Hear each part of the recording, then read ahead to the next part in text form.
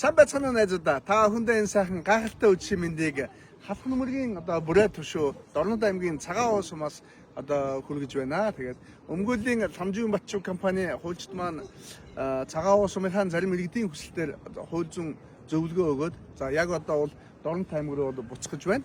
За ихэнх зөвлөгөө маань бол гэр бүлийн асуудал байлаа. Гэр бүл туслах эдгэрэнгүй багтай холбоотой маргааны асуудал байлаа. Тэгээд хүмүүс ярьж байна л да.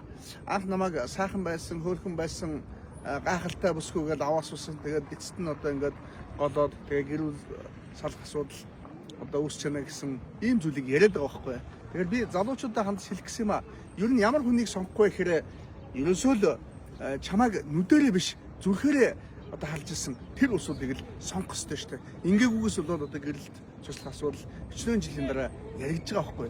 Энэ гэрэлт туслах асуудал чи өөрөө зөвхөн эхлэн нөхрийн асуудал биш байхгүй. Ард нь байгаа үр хөвгүүд аав ээж ах トゥ хамаасаа маш олон хүний хувь тавилангийн асуудал яригдж байгаа байхгүй. Тиймээс